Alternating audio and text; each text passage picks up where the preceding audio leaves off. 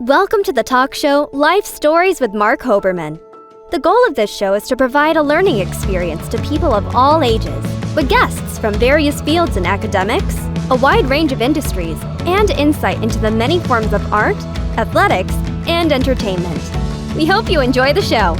Speaker, facilitator, editor-in-chief, and publisher of lifestyle magazine Turning Point, Your Lifestyle, Your Well-Being, Esther Austin is today's guest.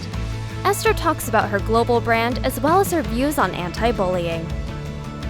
Award-winning British talk show host Esther Austin. Welcome to Life Stories with Marc Hoberman. Thank you, Marc. It's a real pleasure, So nice to have you here, Esther. Esther, let's get to the beginning. Where did this all start for you? Tell us a little bit about your childhood. My childhood, I was brought up in a very sort of strict Christian household. You know, my world evolved going to church, coming back home, going to church, coming back home, going to church, and there was school in between. I do remember things like, always having good, nice birthdays, that sort of family gathering. But my world really evolved around church and home. And then as I grew older, I was always a child that was in her own world. I used to say that I used to dance around in my room with the fairies because that was they in my world. They understood me, and also I always had a dance within me, Marc. I always wanted to dance, to move around, because that was my expression of not just freedom but creativity. And as I got older, going to that place, I went to those places of creativity and movement. They were like my safe places, but also the places where I can just be. I'm the eldest of two other girls. The middle sister, she died when she was 38 from breast cancer. So I've got one that's 5 years younger than me. And so that's a brief insight into my formative years. Well, I want to thank you for sharing that, but I want to go a little deeper into that. So apart from the religious aspect, church is not just religious. It's a whole social aspect. So what was your life since you were so ingrained in church life? What was that like for you? It's interesting because up until I was a teenager, because I was more spiritual, I knew that there was something that was different in my own world and in my own interpretation of religion. I do remember as a child sitting in church and just observing. They say, you go to church not because of the people, but because of God. But we all as individuals, we can influence, inspire, or we can go the opposite. So as a child, I remember sitting there and I never quite understood why everybody was always sick, why they always used to talk about the people in the outside world having riches. And I used to think, but why can't you have riches like that? And so I was able to see things from a sort of 360-degree angle. The church, aside from that, was also it was a social environment. So they had conventions, they had prayer meetings, they had devil cleansing meetings, they had this meeting, that meeting, all sorts. And so that was my world. But in terms of my own personal world, I always felt there was something more, and I knew there was something more. Does that answer your question? Oh, absolutely. Absolutely. Yeah. Definitely. So it lets me delve into more about you. So I know why I ask guests certain questions, and I love, it's a little intimidating talking to someone such as you because you have talk shows also. So yes. As you develop your show and your style, what makes you so interested in learning about the more personal side of your guests? Marc, it's an organic thing. When you're supposed to be doing what you're doing, when things are your lane, when you're in purpose and on purpose, things just come organically and naturally. And so there's natural affinity in terms of reaching into people's sort of deepest and personal spaces. And it's not from that intrusive, I want to know and I need to share your whole business, but it's more so I'm feeling them, I'm sensing where to go in, because I'm quite an empath as well. So I feel into those that I'm interviewing, and I guess, they feel comfortable around me as well, Marc. There's that authentic space where they feel they can just go and, and just be. And it's incredible because sometimes they cry. I've had artists or people on my show cry. Sometimes, no, a lot of times we giggle, and people often say to me, it's almost like watching a family. Do you know them? And usually it's the first time I've met them. Mhm. And it's just the energy that we carry, that we get different responses and different interactions with. That's so interesting because, I also run the gamut of laughter and crime because I had somebody, Ray McGinnis, an author on the show, who wrote a book about September 11th, and he interviewed many of the families from the September 11th Commission, and he started to get really tear up and then actually almost cry. And Yes. I didn't expect it. I'm sure you don't expect it, but that's kudos to you because in order to be emotional, they have to feel comfortable with you. And it Absolutely. has nothing to do with your audience. It has to really do with you. So, Yeah. what about, your teen years turns you into someone who's able to make people feel more comfortable? So it's a loaded thing to say that it's authentic and they feel comfortable, but that's Mhm. what you do. What do you think in your upbringing and your experience has enabled you to make people feel comfortable when you speak with them? Good question, Mark. Good question. Life experiences, my life's experiences. People see this, they see all this, but it's been a journey of healing. It's been a journey of being on my knees and on my face many times, but also it's been a journey where when I'm down, I've looked up. I've looked up and I've had to keep going. Like Arnold Schwarzenegger says, I'll be back. I felt like that a lot of times. I'll be back. Right. And, as part of that, Mark, then I had to use and find tools to help me as I clawed my way back up from whatever situation or circumstance I was in. I mean, my marriage was one of my biggest lessons. It was my huge lesson. Um, and what I had to learn in that is resilience. What I had to learn in that space was holding on. I had to hold on to my identity because every day it was being chipped away at. I had to also hold on to the notion that when I got out of that space, then I knew I would be who I am now. Does that make sense? I had to get away from that environment in order to fully grow into who I am now. And so lots of the experiences I've had have armored me for who I am now. And that's why I can empathize on many different levels with people on many different levels because I've been in many, many places. And why I can smile today because there was something inside of me that said, keep going because there's there's something on the other side of the rainbow. And it didn't mean that going across that rainbow was easy, but you adopt tools and you have to adopt a mindset to get through and get over. Absolutely. I love that answer and that I'll be back. I will tell you, if you interview people with your imitation voice of Arnold Schwarzenegger, they're not going to feel safe with you. I'm just telling you now. You scared me, but but I love that you go there, and I love the fact that you talk about clawing back, and that's kind of what I want my show to be about. So I often delve into the story behind the glory, and you say they look at this, look at the beautiful glasses, the outfit, and all that, but I know you've had some struggles on your way to success. So can you tell us a little bit more, whatever you're comfortable with, about the struggles and more importantly, how you overcame them? Because resilience is just survival. And Absolutely. these are just words. You did this with actions. Can you tell us a little bit about those experiences and actions?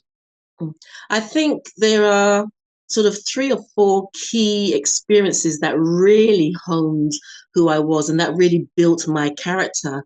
One was, I was married for about 14 years, and that was an interesting experience that challenged my spirit and my soul out of itself, literally.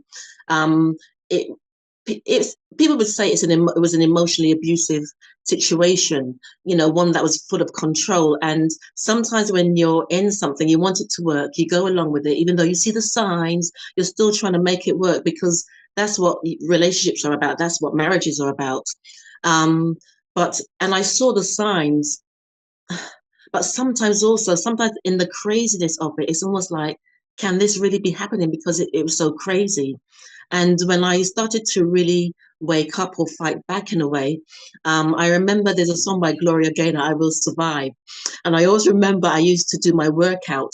And when that song came on, I would put it up full blast because I needed to survive. It was almost like having my trophy this person's face is saying, I'm gonna make it through. I'm not gonna allow this situation to tear me down. And so some of the stuff that helped me through that was meditation, prayer, and exercise and music. Those 4 things: meditation, prayer, exercise. I'd always walk, exercise, because it got me out of my head, and it helped me to ground myself when I felt that I was tipping over and when things were getting so stressful. I had to go someplace. So that's when I talk to people. I always say, in your Mary Poppins bag, find some tools, find something, armor yourself with something that's going to help you as you go through. The other major experience was losing my younger sister. She was 18 months younger to breast cancer at the age of 38. And with that, I had to ask God some serious questions. I'm like, and I'm not being disrespectful. I'm like, dude, what is this about? What? Because she was the only one I felt that really understood me. We were close. We were like Tweedledee and Tweedledum. Wherever you saw one, we saw the next. And she helped me a lot with my children when they were younger. She was there. She was always there. And we had this bond where we were just there for each other, no matter what, no matter where. And at the time, also, I lived in the Middle East for 5 years. So she was my anchor because I was married then. And we lived out there for 5 years. So she was my anchor back in the United Kingdom. It's almost like Deb's man. And she'd go, okay, we're going to do this. She helped me to stay grounded. And going through that experience with her, it brought out so much in me, Marc. I set up a blog and I started to write this blog about going through breast cancer with someone that you love and trying to understand when they're on morphine and they're still saying, hold me because I'm in pain, trying to get my head around that. And then also just seeing the journey of going through that. And I remember setting up a blog and I had people from all over the world sharing their stories. It was really phenomenal because also out of that opened up my spidey senses or my spiritual senses. So that was really honed sharper. And also I wrote a book dedicated to her. And then I did a trek to Peru to raise funds for her. And even on that trek, a lot of stuff happened up there. And I knew that was my pain trying to make sense of the passing of my sister. So those were 2 of the main things. And there's been lots of other things. I had a younger son that got stabbed. Our place was petrol bombed because a gang were after him. So there's lots of other things in between. But the overcoming was because I've learned to be resilient, stubbornly resilient. And it's almost like, okay, this is what's happening.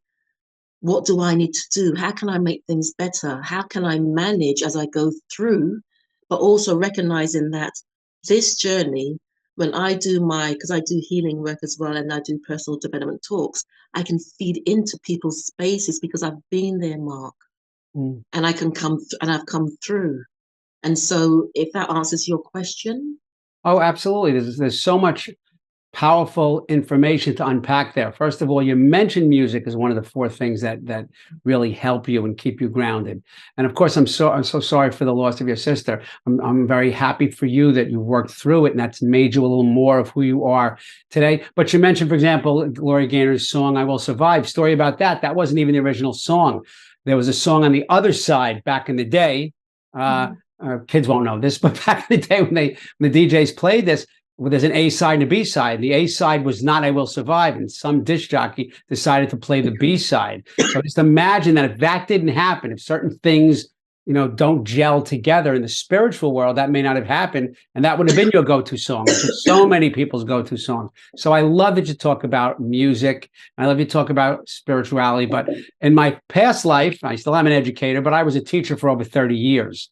And I can't tell you how many times I've seen teens where when I hear them talking to their friends or they talk to me or a guidance counselor, they talk about seeing the signs of things not going well in a relationship. Certainly not marriage. These are teenagers. But you talked about you're a strong woman. You certainly are a strong woman now. You saw the signs. You weren't married as a girl. So what enabled you to reach deep inside and say, I see the signs, but now I have to act on those signs? I tried to act on it several times. You think I'm going to go and get a divorce and then you sort of become complacent, and then one moment, apologies. But then I also remember one time I found that I couldn't eat. I was so stressed. And I found myself, oh, my voice, I sound like Donald Duck. Excuse me. Sorry, apologies. That's okay. I found myself on my knees in a church praying that I couldn't do this anymore. I just couldn't do this. The level of stress. And, my motto back then was, shoulda, woulda, coulda. I couldn't do anything right. I should have done this. I should have done that. It was always coulda, woulda, woulda, but there was so many other things that I couldn't do. And I also remember a close friend of mine, he came to see me with his wife and he goes, "You don't laugh anymore, Esther." Because as a child, I always used to giggle. I was always in my word. Always used to giggle. And he goes, "You don't laugh anymore." Mm. And I'm like, whoa, I've allowed this situation to take away my laughter, because my laughter was my everything, Marc. And, I had to really look at myself. And I remember going to a friend and complaining about my situation. And she put me in my place. I really wanted to punch her lights out at the time. But she goes, "Stop complaining about it and do something about it." But, sometimes you're scared. You get scared. It's almost like, I got 2 kids. How am I going to manage to go through all of that? And then a particular situation happened that catapulted me out of the family home. And there was an injunction, blah, blah, blah. So I had to just stay safe, for want of a better word. And that was actually how I finally got out of that situation. And for me, then I had to go into survival mode and build myself up. And I always remember, Marc, sitting down in this homeless unit in Catford in London, and there was druggies, there was all these other people around. I'm like, how did I get here? But my spirit said to me, "You're going to rise from this. You just need to try and get a roof over your head, get your children back with you, and then you start to rise." And I always remember when I got the key, it was a 1-bedroom place. It was just 1 bedroom, a small bedroom place. And I put the key in the lock. And, there was something that said to me, "This is where you rise or this is where you fall." And I just said, I have no intention of falling any deeper than I am. And that's when I would say the second major part of my life started to happen, when I started to claw myself back up in that small space with my 2 kids. And that in itself is a journey.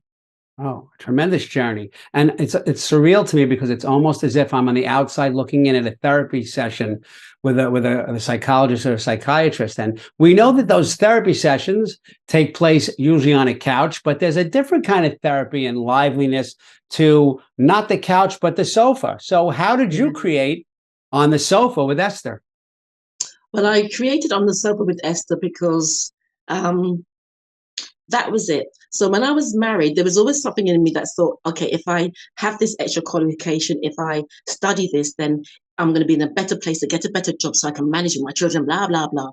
And I always remember going to college one day and I was trying to do accounting because I thought if I got accounting, I'd get paid this. And I was walking past the billboard in the college and there was this award that they were handing out to those from minority communities. And it was to get trained by the BBC. You can set up a project and they would train you, and it had to be a multimedia project. And I went for it and I literally had 3 days to get this application in. I went home, I worked all night and all day, and I got it in at the lastminute.com. And out of 640 applicants, I was one of 40 that got through. And so my first project was I built a website, and my theme was interviewing Caribbean women who were successful. And then I realized I had an interest in music, so I started to branch out. And then On the Sofa evolved because I had all these wonderful interviews, and I thought, where can I place them? Where can I place them? And then On the Sofa with Esther came through that way. Wow, it's so interesting. And so now you have the show and different things happening, but tell us now about Turning Point Music and Lifestyle, the magazine. So with the magazine, my first front cover was Freddie McGregor. And then for the second one in December, I got the Sister Sledge. and they actually shared their story. They had not long lost their sister Joni, and they gave me, first call to interview them. And then the magazine started to roll to where it is now. I would say in the past 2 years, it's actually started to gain traction because it takes time to build um, to get seen, but now it's been clearly seen, especially this year. And so it's evolving onto an even bigger platform. Especially recently, I managed to negotiate it onto a platform that's going to have, a huge amount of reach. So for me, with the magazine, also it was about to keep going. Even when I was just getting one or two readership, but now I've managed to get onto a really major platform. And so the key thing for everything I've done, Mark, is just to keep going. Right. Never stop me yet. My father always said you have to throw a lot of mud on the wall and see what sticks, and you've certainly done that. Let's switch a little bit to something else you're doing. I mean, I was in high school, and a high school student in science class, I learned about butterflies, but I never heard about a funky butterfly. So what does that have to do with you, a funky butterfly? Well, the funky butterfly came because I like to wear lots of people who know me. There's something about how I dress. And the way I dress is an expression of myself, but it's about I can be funky, I can be whatever I want to be. And, a butterfly, when it opens and spreads its wings. And so I'm always a person that's always opening her wings and spreading and reaching as far as she can. And the funky is just that sometimes I would do something like I may have two pairs of Dr. Martens. One is black, one is red, and I wear one black and I wear one red. Or sometimes I might even put something inside out, upside down, but it fits because of my personality. And so I thought, for a fashion brand, what would really fit my personality? And I obviously asked a few friends, and they said, the funky butterfly, because you're always doing this, but also you're funky with it. Well, your glasses look like a funky butterfly. I was waiting for them to fly away. So that's really cool stuff, too. I want to close with this question because animals are near and dear to my heart, too. But what's your special connection to animals, specifically horses? Oh, I discovered because we've all got in latent gifts. We're all connected to spirituality in some way, whether we recognize it or not. And I say spirituality is just our internal sat nav, if you want to be really basic with it. And so I have this affinity with dogs, cats, and predominantly horses, where they call me the horse whisperer. And how I recognized that, Mark, was about 6, 7 years ago. I went to India. And I remember every time I walked someplace, the animals were always crowded around me, and people said, "There's something about you that they're drawn to." I'm like, "What is it?" And then what I did, I also signed up to do some work in an animal charity. And I remember I walked in the first day, I was a bit traumatized because there were so many dogs that had so many different stuff wrong with them.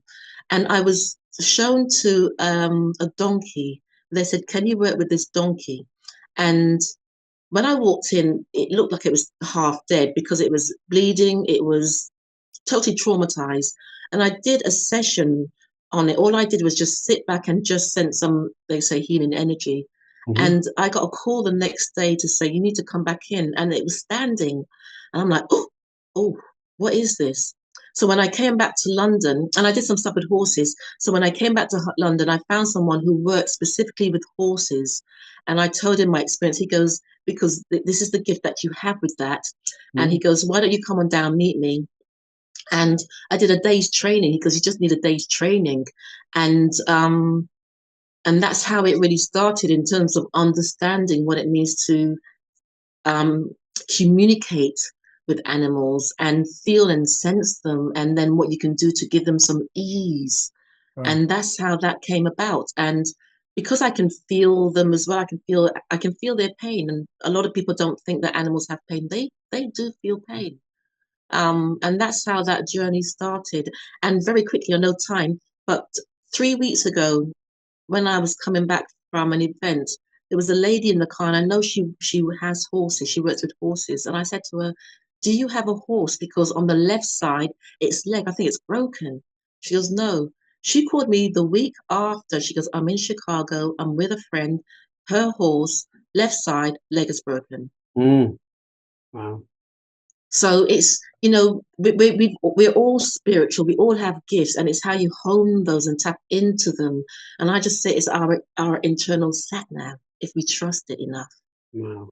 That's incredible. Sometimes it's easier to communicate with animals than with humans. So it's fabulous that you have this gift. Mm. So let me just say really quickly to the viewers, don't forget to watch us on E360 TV, available on Wednesday nights at 9 p.m. EST on Roku, Apple TV, Amazon Fire. Remember to follow us on social media. Life Stories with Marc Hoberman is on Facebook, Twitter, Instagram, TikTok, and of course, our YouTube channel. So don't forget to subscribe. Esther Austin, thank you so much for being here today. Thank you, Marc. A real pleasure. Enjoyed this. Thank you. Thank you for watching Life Stories with Marc Hoberman. To contact Marc, email him at info@lifestorieswithmarchoberman.com or visit him on social media through Facebook, Twitter, Instagram, TikTok, and LinkedIn.